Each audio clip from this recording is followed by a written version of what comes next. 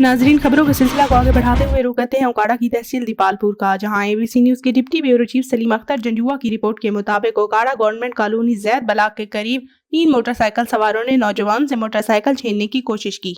दौरान डकैती मज़ाहमत पर डाकुओं की फायरिंग से नौजवान जाँ बहक हो गया। एक डाकू अहले इलाका ने पकड़ लिया, 2 फरार होने में कामयाब हो गए।